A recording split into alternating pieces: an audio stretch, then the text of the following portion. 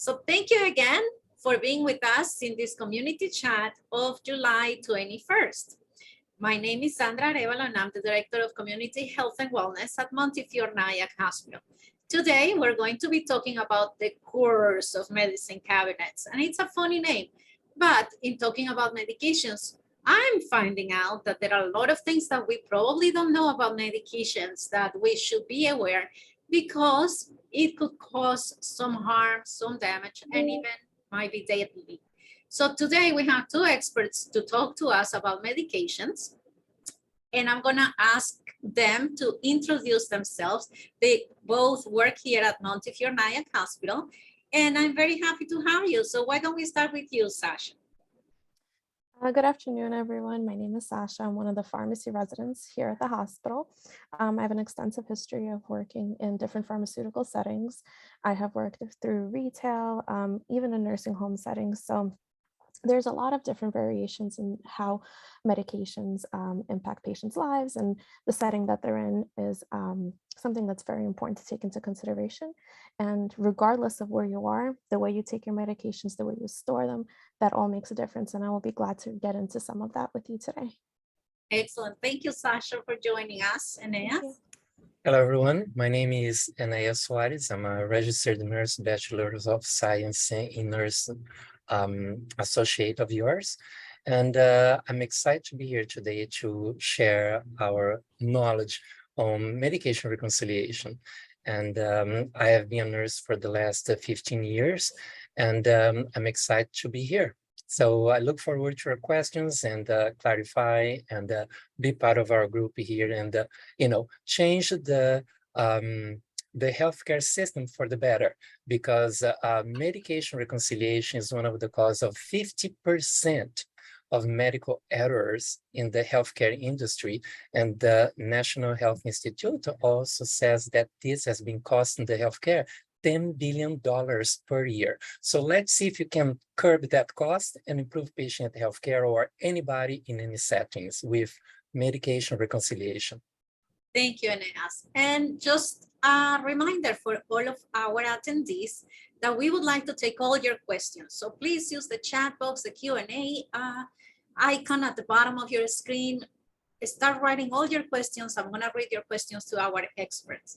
The more interactive we make this community chat, the better for all of us. So thank you so much.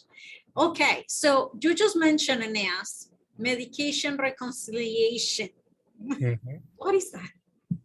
Well, it's a formal and a systematic process for you to have your medication list from all different sources there, no matter where you go, no matter where you are, no matter what kind of doctor you see. So medication reconciliation is to have all those medications in one place, in one list.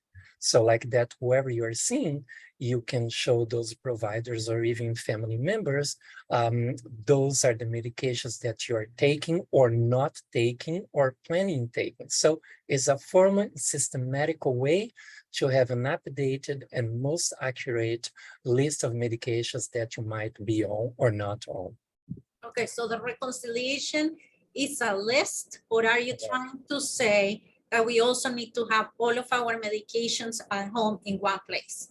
Correct, not just at home, anywhere, because you have different settings there. So, and sometimes it's at home, sometimes it's in a hospital, sometimes it's outside in the community, different settings. But the most important is to have all your medications in one list. So during that transition of care or during your care, seeing your multidisciplinary team of providers taking care of your medical conditions to know what you are on. And Sasha, why is it important to have a list of all the medications? Well, it's something that people, when they really need it the most, and they kind of forget. So it's very important to have that one list compiled so that you don't really have to think when you're stressed or whatnot. You don't know what kind of situations you will have, but you will have that list available for use. And something that I just wanted to piggyback off of what Enéas was saying, what is defined as a complete medication list? Many times people define medications as only things that are by prescription, so things that you got from the pharmacy. But that is not always true. You might be on medications such as vitamins, any kind of supplements, herbal remedies, and all those things, they can have an interaction with your prescription medications. And prior to a doctor maybe prescribing something different for you, it's very important that you have a very detailed list that encompasses all those things, because we want to know as detailed as possible if those medications may have an interaction that would produce a negative response for the patient. So having a complete list available and any time that you might need it is very important. What will be some of those common supplements or vitamins, things that we take that are mostly over the counter, we call them natural, things like that we should be telling our doctor? So things like garlic, garlic, valerian root, even echinacea, any kind of things that you might be taking in order to either boost your immunity or help you sleep at night. Even things like Benadryl, some people use those adverse effects that we might need to know. So even things like calcium, there are certain antibiotics that you might be taking, and you should be spacing those vitamins such as calcium out. And also iron goes into that list as well. So those are just some of the really common ones, but in all reality, you must keep a very good list of all the things that you're taking. Nothing is unimportant. And else, do you have any others that you would like to share? And maybe we can ask our attendees if there are any supplements or vitamins that you take that you usually don't report. And then we can look at that list and say, well, this is important to report because. What do you think about that exercise? So to all of our attendees, if there is any supplement, vitamin, or anything that you're taking, as Sasha was saying, to boost your immunity or something like that, why don't you write it in your chat and we can discuss it? Okay.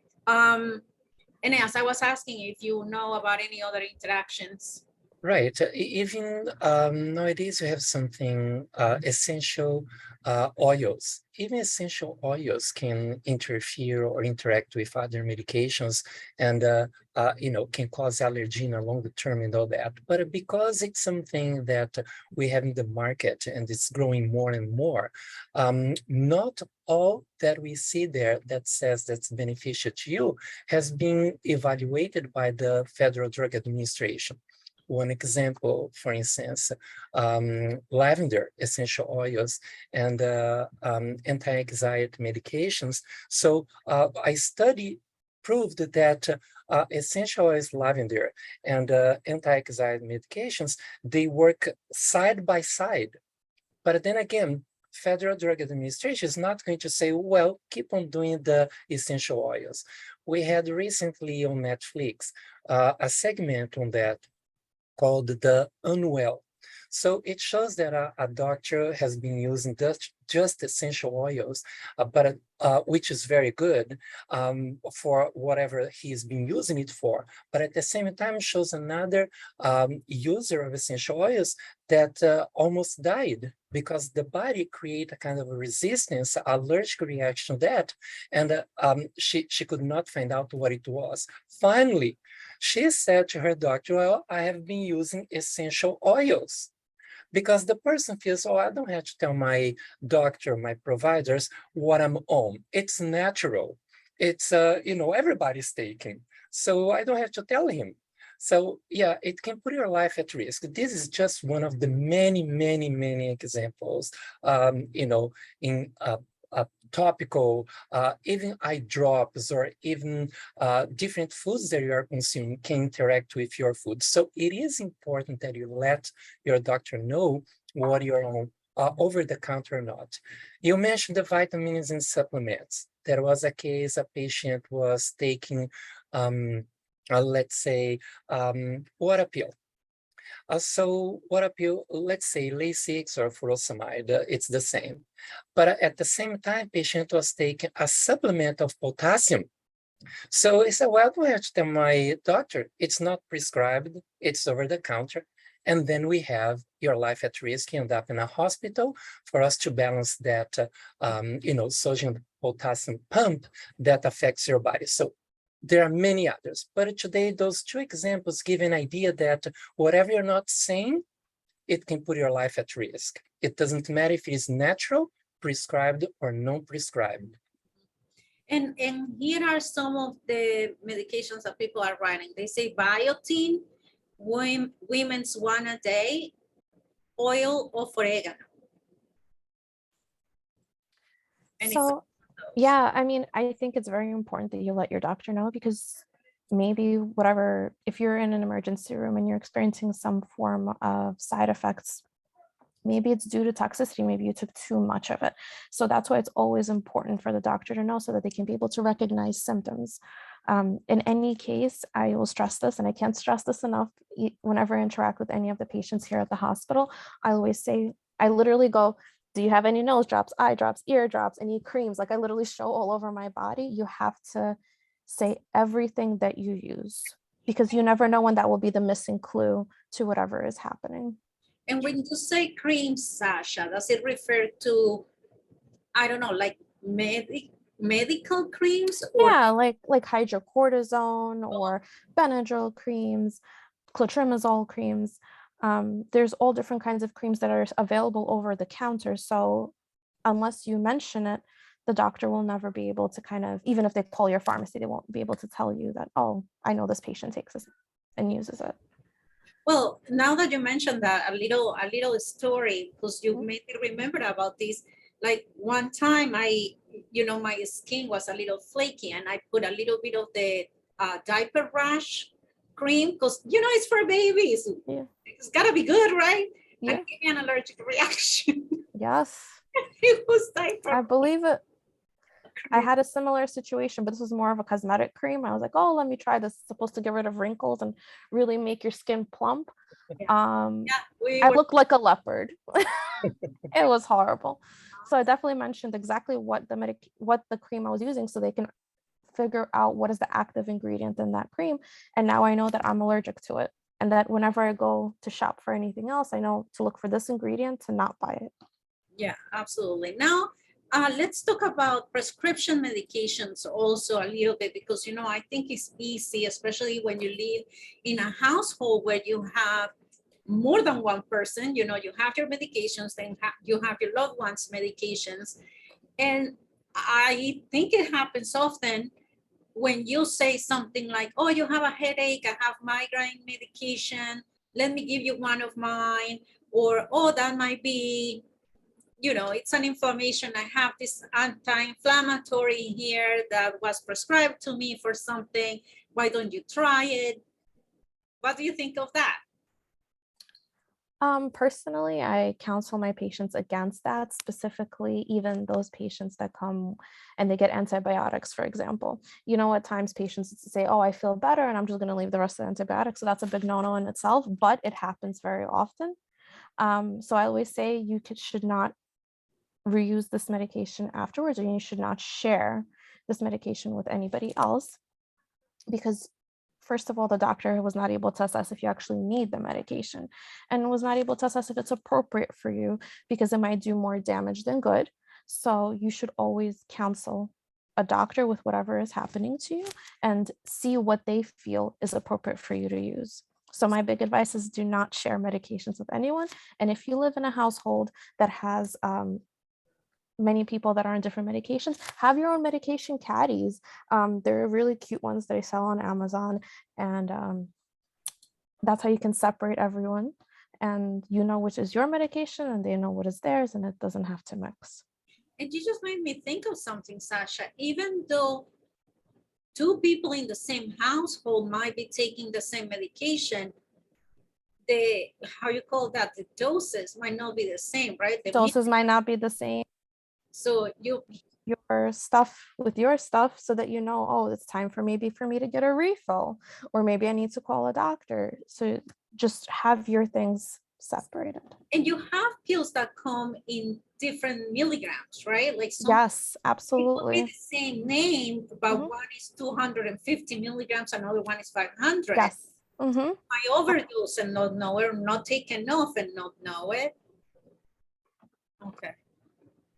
And talking about medications and putting them in a place, and as what will be the best place to store our medications? We say, or a lot of people put them in the bathroom, and I'm always hesitant because I think, you know, in the bathroom, there is a lot of humidity and all of that, and you're supposed to put them in a dry place. So is that? Well, I would go on the other route there. I would say the place that you should never keep your medications at. So top of a refrigerator, there is heat there. Bathroom, you have the humidity, you have the heat there. So certain medications are very sensitive to temperature. We call kinetic degradation. So it means that that temperature might change the shape or form or composition of that medication there. So it's not healthy for you to keep those medications in places that there is too much light, humidity, heat. So I would say, don't put it in the bathroom cabinet. Do not put it on top of the refrigerator, and do not put it by the windowsill of your window or anywhere there is direct light there. That will change your medication. You might just say, well, it's not working. Well, because it wasn't supposed to be kept there. So I would go like this.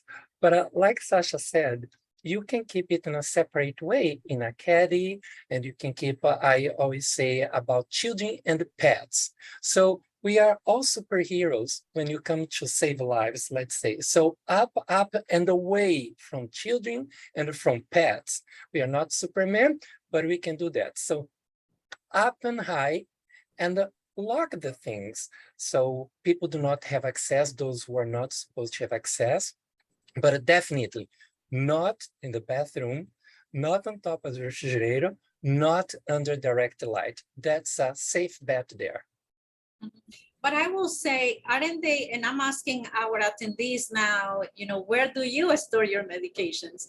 But I thought that the containers where the medications come, you know, they're supposed to be like child-proof and humidity-proof and all of Yeah. that, no? Am I wrong?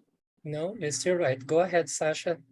Take. Well, I mean, I'm sure everybody's noticed that when they get medication, the original bottle that the medication came in, it comes with like this little packet in there.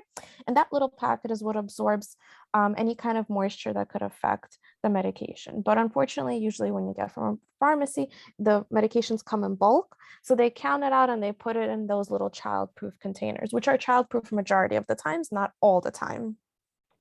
And the way that they are stored kind of doesn't prohibit the humidity from getting in, because it's not fully like vacuum sealed. There's still humidity. Every time you open the cap, you let humidity in, and there's nothing that's absorbing it. So unfortunately, that's something that just happens in minute portions. But if you put it, let's say, in by your shower where there's excessive humidity, that's the kind of humidity that we're talking about that will promote degradation of the tablet. And it's not just tablets, there's also things that are in liquid form that must be kept, let's say, refrigerated. We have like different eye drops that must be refrigerated. Things like insulin get refrigerated. Also sometimes for kids, like antibiotic suspensions, those need to get refrigerated. So the point is that all different medication storage, it depends on the medication itself. And that has to be customized per medication that you're using. And for me, if you're asking where do I store my medications, I actually have a little drawer in my closet where I keep all the things from Tylenol, Motrin, whatever it is that I'm using. I have a little tiny drawer. It's a little, and I keep this cute little box inside. That's where I was saying the caddy. I have a little caddy that I use. Okay. And else, where do you store your medications? In the kitchen cabinet, away from the heat, and I'm tall. So whoever comes to my house will have to ask me or ask for a ladder to step up and reach out to them. Yeah, So as you don't end up making it another ingredient in your recipes, I guess. no, no. Though, even though they say you can use vitamin E for, your scalp or your skin and all that, no, that I'd rather not to do so. And somebody also mentioned about the oregano there. So that's another thing. So I'm not going to take a supplement of oregano or anything like that if the patient has a medication that's for blood thinner. So because there is an interaction of oregano, the way the one of our attendants pinpoint, that can create a clot. And you don't know, you like oregano, put a lot, and then you go take the supplement there. So let your doctor know. So keep those medications up and high, okay, and be mindful of those interactions. And Sasha, you just said something that made me a little nervous because I thought that all containers were child-proof. So how do we know which ones are and which ones aren't? Now I'm nervous. Oh, so there are some that are not childproof at all. And then there are ones that you have a choice. So right now there's a lot of like companies like CVS and Walgreens and Rite Aid, they have these dual-sided caps. So for those people who are elderly and it's really hard for them to open and they don't really have any kids running around, there's the inverted cap that you just screw on and it's easier for them to open because with age, our ability to control our hands is very difficult. But at the same time, for those people that do have kids, they have the option that they could have a push cap. Yeah. So you'd have to push down and then twist for it to release. But there's also the flip caps. Yes. And those flip caps are still available, but they've kind of fallen out of favor in pharmacies, but some pharmacies still use them. So you have to be mindful of that. And it scares me a little because, okay, you're saying elderly people, they don't usually live with children, but they come visit. They could visit, and that's why, again, we circle back to that same idea. You got to store it in a secure place. Mm-hmm. Okay. Another there of the medication, the caps and all that is the blister package. So sometimes you have the medications like that, which makes it easier for most elderly patients to unwrap the thing or just pop it like that. Is that what you're talking about flipping, Sasha? No, there's actually it's like a regular snap cap and it flips open. Okay. It's just regular, easy one. So you're evolving more. Now there is blister package that there's so much, yeah. So much more now. Yeah. And here is another thing. And I'm asking because this happens to me. I'm sure it happens to a lot of people because I've heard people saying this. Sometimes we forget if we took or didn't take the medication. And here I am being like, oh my God, did I take it not? And that is where pill boxes come in handy.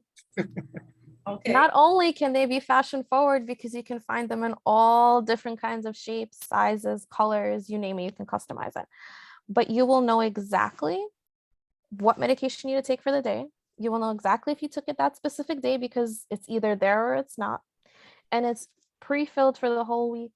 So it's extremely convenient. It's extremely accessible for you. It could fit in your purse if you need to go somewhere. It can be hidden in a cabinet. It's an extremely versatile item that makes your life so much easier and takes all the questions out. Did I take it? Did I not take it? Is it due? Is it not due? Are there any, I love pill boxes, let me tell you, I love pill boxes. But are there any precautions that you also have to take with pill boxes? Like, yes, do you store them, or can you just leave them in your car in 100 degrees weather? Like, what precautions do we need to have with pill boxes? So the same ideas that you had with storing your medications, in terms of keeping it dry, keeping it out of sunlight, and keeping it out of accessibility of children, it's all the same ideas. You want to take the same precautions with a pill box. It's just meant to make your life a little bit less hectic in terms of organization and to be able to really take a small amount anywhere you would need to go. Mm-hmm. Now, in the pill boxes, you can mix different pills, correct? Yes and no. So there are some medications that should not be kept together because they might have a reaction. So that is something that you might need to take into consideration before putting everything in Are the there pill any box. popular ones that we should know about? So like I had said, there are certain, well, I mean, there's certain medications, like for example, like finasteride. You might want to keep that in its own bottle because you don't want anybody else to accidentally touch it, or for it to touch other medications before somebody might give it to you. There's maybe some vitamins with Right. medications that shouldn't be co-administered together. So for example, like levothyroxine you might be taking for your thyroid, you might not want to have it with your vitamin supplements Yeah, or things like that. absolutely. And I had that experience. I had gel caps for most of the vitamins that I used to take and whatnot. And depends on the time that you leave there. I had my pill box for the vitamins and supplements in the morning. So I realized that sometimes the gel cap pops and then I have to throw out all the others because it's it could interact there in a different way, let's say, or deteriorate, or it's no longer potential, let's say, strong enough for me to take that. So I'll discard it. That's what I would do. But gel caps, I learned not to put them together there because I saw this happen over and over to me. So there's one other thing that I would like to mention, and it's a service.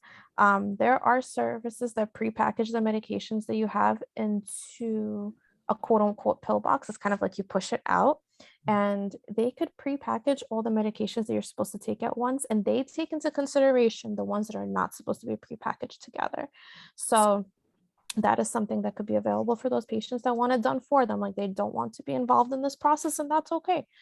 So that is something that's always available and can help you stay on track of your medications as well.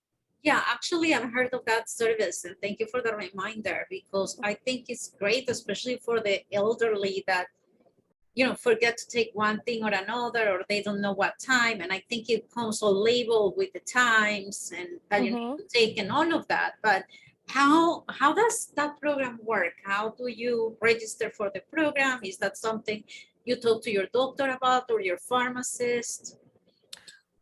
To my understanding, it's something that you would speak to your doctor about. They'd be able to send the prescriptions just like they send to any other pharmacy. They'd be able to send it there. The only difference is that they blister pack it for you. So instead of giving it to you in that pill bottle, they're going to give it to you in these like little squares. It's going to be like a 12 by 12, I'd like to say, pack. I think I've Because it's seen for the some, pharma. it's like, Yeah. the way Alka-Seltzer comes, that is like in pockets like that. Yeah, right? yeah, it's pretty cool. And it makes life so much easier. So you just have to mention it to your doctor. At times, your insurance might not cover it. There might be a copay, but that's something I believe that's worth finding out to see, because maybe it's going to be a small copay and you'd be able to afford it and just make your own life so much easier. Right, and also the time frame. Let's say that I have been on those medications for quite a while, and then you had others added to it. So even though your doctor can put on the prescription, blister packaging and all that, sometimes the pharmacy will not do at the time they're requesting, but when you're going to refill the medication. So it's really important to see if the pharmacist is working with you to expedite that. And I always bring it up, I've been mixing it, I'm afraid of this and all that, can you work with me? So most of the pharmacists that I spoke with when I was involved in my patient's care before, they were very willing to work with me and the patient and provide that even the next day or the next week. So it's just a matter of communicating with those involved in your care and to say what you were about, what it would help you to be more active and take your medications accordingly. So good point. Let's switch gears a little bit, because there is something else that I think is interesting to talk about. And it's the difference between brand and generic. Oh, yes, so much. So much. For us to have a brand name medication, it goes through a rigorous testing by the FDA to approve it. So it takes that long. And then those are the brand names. Let's say that the company, for example, Pfizer just developed this new medication. So Pfizer have the right to profit from that formula for a certain period of time. So after that, and they patented that formula and that medication. And when that time expires, so that formula will be distributed to any other manufacturer who would like to reproduce it. So we say that they are bioequivalent. So that bioequivalent generic, it's much cheaper. So that's one of the first difference there, price-wise. So after the company created the brand name, acetaminophen, Tylenol, for instance, then we can have even now the brand name Walgreens, CVS, as I have been seeing it more often. They have the right to use that original ingredients of that original formula, but you have to be very careful also about the fillers that those new companies are making generic based on that brand name. So brand name and generic, one of the greatest advantage is price-wise. Something that costs $100 brand name, now it's like $5, $10 generic. There are many more differences there, but I'll piggyback with Sasha. So otherwise it becomes a monologue there. I don't want to do that. Go ahead. So one of the things that you mentioned was the fillers. So the fillers are the quote unquote excipients. And these fillers are the inactive ingredients. So the amount of medication that they use might be very small, but they have to make the tablet a certain size in order for you to be able to hold it, to swallow it. So that's where we use those fillers. And that's where brand and generic, and they become different because they use different fillers. And there have been cases where I have personally seen it that sometimes certain generics might work better for one patient than others because they might develop some kind of allergy to that filler medication. And that is okay. You just want to kind of try to stay away from that particular generic. Doesn't mean that you shouldn't use generics altogether, but just in that particular case, it might not have worked well for you. Right. And that is just something that you take into consideration, along with the fact that if you started off with a certain medication that was brand name, in particular, let's like use Synthroid. We keep going back to Synthroid and levothyroxine. So Synthroid is used for your to supplement a certain hormone in your body when your thyroid is not functioning properly. And as we know, that hormone is responsible for many different things in the body. So you want to keep the level appropriate.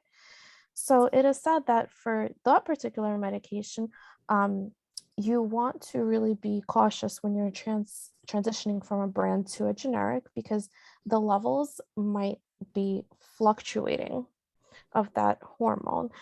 So that's one of the cases where maybe the brand and the generic might not be equivalent. But in any case, you can titrate up to a dose or monitor for a significant period of time where you'll be able to see that the brand will work just as well as the generic for you. It just may take a little bit more time. True. Thank you for that. That's very interesting. I always thought that they were exactly the same thing. They, in many cases, they are, but there are certain specific medications where we're much more cautious about it because we have been able to see that they might not work exactly the same. And what it makes that difference there is when it's generic is the fillers, because it's required by those created generic one to use the same active ingredients of the original formula, but those fillers might make the difference there. Now, it's not, I had a patient that she was on Lasix, anti-hypertensive medication for 10 years. And all of a sudden, she started having side effects, adverse effects, coughing and all that, and it was not working for her. So it took me quite a while to find out what it was. So that was causing, I said, are you sure? So I went back, did my research, Colombo investigation, and I spoke with the pharmacist. I said, look, she has been taking that for the last 10 years. She just got the new refill last week. It's been 2-3 days and she's already having those side effects that she never had yet. And it's the same medication. She said, oh, it's the same medication. They went back and forth, back and forth. So finally, we came to a point that I'm not blaming you, I'm just trying to save the patient because now I have to send her to emergency room or hospital because it's getting really intense, the adverse effect there of the medication. Mind-bogglingly, it was that the manufacturer, the insurance, then it goes against also with the insurance. The insurance was no longer covering that medication under formulary. They changed the formulary. So now the insurance changed the formulary. The pharmacist provided her with the same medication, but now here is the kick. It was a different manufacturer. And that manufacturer was using a different coating on the medication. So that was the crux of the matter. So we had to send a letter of medical necessity and all that, insurance coverage. She went back to the regular medication and we saved the life. So even the manufacturer, you have to take into consideration. So that's one good example that it was mind-boggling to us all to find out what is happening. 10 years on that medication now changed. That was one of the reasons. Yeah. And we have a question. Is there a better iron supplement to recommend for patients that have chronic anemia? So the iron supplements, they kind of just vary really in terms of how much elemental iron you're going to get. But I always like to recommend that you take it with vitamin C, because iron in combination with vitamin C, it helps it metabolize much better in your body. So that's like one of the things that I could say you could try to take. Doesn't matter what company, but if you get one in the vitamin section that has vitamin C, it might be better for you. But in any case, that's something that you'd really want to discuss with your doctor, because there's also other forms of iron that could be given. And for patients who have chronic anemia, maybe an iron infusion might be something that's beneficial for you. Right. And then it's always good to know when you start having those symptoms, so to speak, because if you take just plain iron supplement, then you start having constipation, things like that. So it's always great, even though it's over the counter. The vitamin industry is like multiply and make a lot of money and all that. But if you look at the vitamin bottles, it says there, this has not been evaluated by the FDA. So not, and that's, as a clinician, I'm always like that. Did you mention your doctor? Maybe your doctor can provide you with something else. And instead of having the vitamins, you can have something else that your doctor might prescribe to you. So I always say, let your doctor know, but it was a good question. So thank you for asking that question, really great. And another question that I have, expired medication. Sometimes, I open my cabinet and I see something expired a month ago. Let's say ibuprofen or something. And I'm like, whatever, it's only a month. Is that okay? It could be a year. Well, actually, the FDA is standard on the life shelf of the medication, depend on the medication, depend on the vitamin, depend on the supplement. So the standard there is up to 3 years validation. That's it. And I used to have a boss that had her cabinet filled with vitamins and supplements. And they say, oh, this has been expired for 2 years already. She said, is it still okay? It was well kept, so it didn't use. So I said, but it might not have the strength that it requires, or it might not work as well as it was working before. Actually, you're not taking it. It's been expired, so get rid of it. You also mentioned that other people come and use somebody else's medication. That's another thing. Is it expired, even though you keep it there for a lifetime? So maybe it's not a good thing. So again, medication list, put the date, the expiration, what is it, the dosage, and read the label. The label is going to tell you, valid up to this and that. After that, you discard it, like the temperature or any other recommendation for you, not to use this medication with this or that, or do this or do that. So yeah, so 3 years is the standard time, depending on the medication. But of course, that if you have an open one like insulin or like antibiotics or like contraceptives or even vaccines, you have to use the vaccine in a certain period of time there. And sometimes you have, I have vitamin B12, I take it every 2 months. So I have to keep in mind that, okay, I have to take this before it expires, because when they they prescribed all of it at once. So I get like the 12 little bottles all at once, but I have to keep in mind that it might expire before I use it. Asha, is there something that you would like to add? Yeah, so there are certain medications that, yes, I could say if it's expired for a month, like the Tylenol, the ibuprofen, I don't think it's gonna harm you.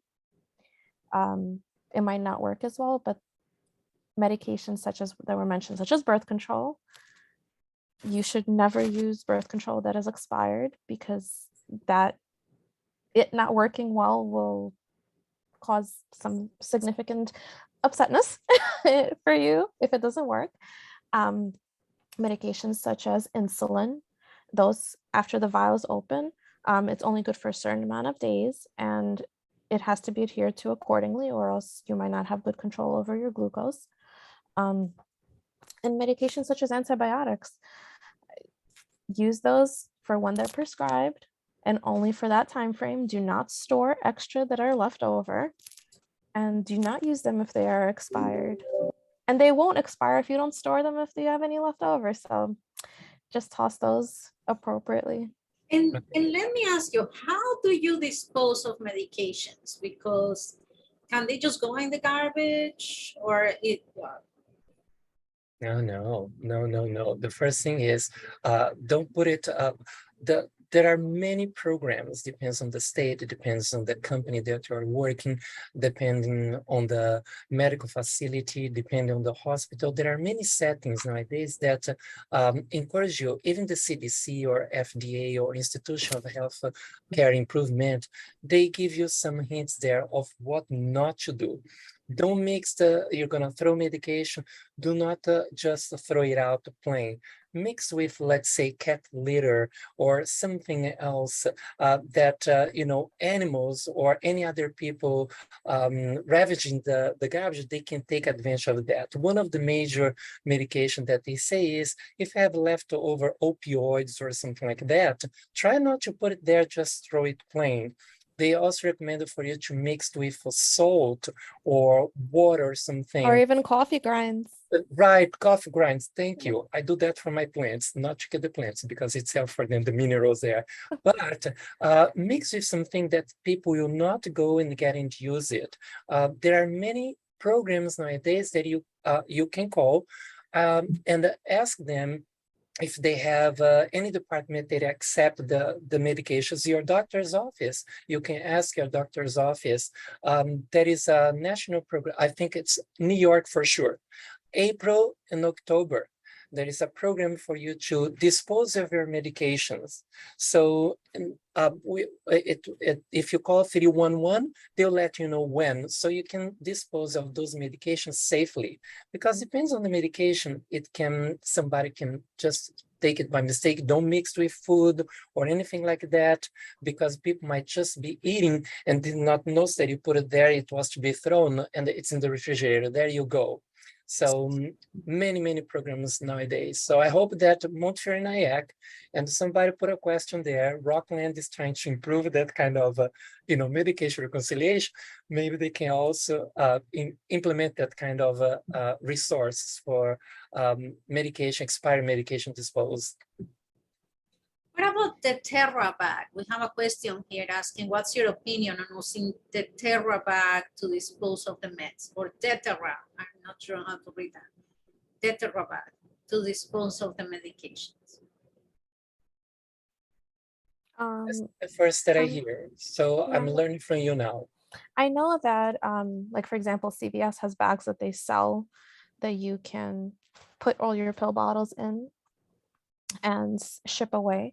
There's also police stations that can take back narcotic medications. So if you have some kind of pain in the past and they prescribed your medications and you don't need them anymore, there's a safe way to dispose of those. There's also, I forgot what they're called, but there are these big boxes that are situated in different parts of the city where you can just drop in. You can't ever take it back out, but you can drop in those drop-in boxes. They have those. So there's many, many, many different ways. Where there's a will, there's a way. And there's just many ways to dispose of Yeah, I've medications actually seen appropriately. some of those big containers at CVS. It says Yes. dispose of your expired medications Mhm. here. And then actually looks like there is this Tetra bag is an environmental strategy in the county to create a healthier Rockland.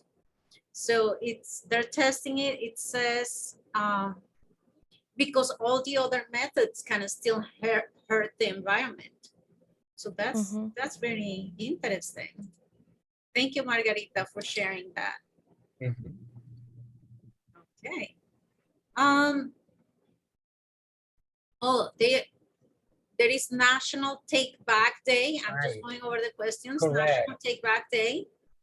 Thank you, Margarita. That's what I was thinking. I think it was in April and October when I last checked. Yeah. And she's saying the bag deactivates the medication Mhm. and is biodegradable as Right. well. Yeah. That's very, now we just need to know, Margarita, if you're still there typing, please let us know where we get those bags. If you can. Okay. Absolutely. Okay. Let me see. I have to look at my list of questions. I think I'm almost done, and so is time. We're almost done with time. Any last tips that you would like to share with people in our community chat from today? Something we haven't discussed. I would say involve family and friends and home health aides and all those people to help you to keep that list of medication up to date. It's not just the job of that person doing that. As the Institution of Healthcare Improvement, they say that people over 40 years old, they are at least on 5 types of medication. And take into consideration all the types of medical condition and a patient-centered, let's say, it's always great to involve family members, friends, multidisciplinary team, your pastor, whoever you need, just to keep that up to date. It can make a difference of life and death. So involve those around you, create, have your support group there to update that for you. Just to kind of just add to the whole taking your medications appropriately, knowing what they are, it's so important that you know how and when to take your medications, because if you're not using them appropriately, you might not be getting the full benefit that you're looking for. And that comes from getting a true understanding of what your medications are. So always ask questions. It's better to ask a question and to know the correct procedure in order to use your medications than to be using them inappropriately and not getting the benefits that you're looking for. That is one thing that I would really like everyone to go away with. Pill boxes. Mine will be pill boxes. I just love pill boxes. I love pill boxes. I even have a really cute one. This is like really awesome, but it's like really small like this, and it has this lady with a big like feather hat. So if like I ever have a headache, Because you have a small, big, but it really helps. It helps me to remind, it reminds me if I took my medication or not. So that's, I think that's really great. So here is the agency that has those beautiful bags that is helping the environment. And so it's Rockland Council on Alcoholism and Other Drug Dependencies. And I'm going to write down on the chat for those people who are going to see the recording later. I'm just going to read it loud. Hold on 1 second. I'm trying to multitask here. So, let me see. So it's Rockland County. Again, Rockland Council on Alcoholism and other drug dependence. And you can contact M. Santana, that's MSANTANA at rcadd.org. I'm going to write it in the chat, but for those people who are going to be watching the recording, I want you to have it as well. Phone number is 845-215-9788, extension 28.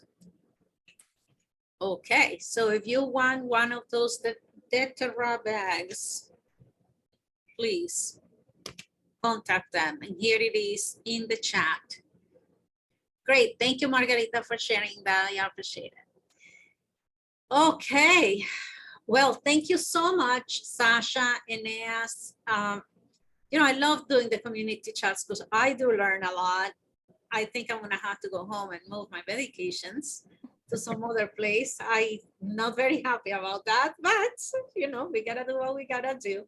I hope for all of our attendees that you've learned something useful today. If there are any other questions that you might have, just feel free to email me and I will pass them along to our experts. We are always looking to give you answers to all your questions. Next week, we're going to be meeting in community chats again. We're going to be talking about how technology is helping us keep closer to the doctors. We're going to be talking about this new feature called My Chart, how to use it, how to navigate it, how to use it to communicate with your doctor, see your results, have your medication list ready, and everything that we need as easy as on the phone, right here, in the palm of your hand. So join us for next week. And again, thank you, Sasha. Thank you, Eneas. Thank you, everyone. If you haven't had lunch, have a good lunch. See you next week. Bye, everyone. Bye, everyone.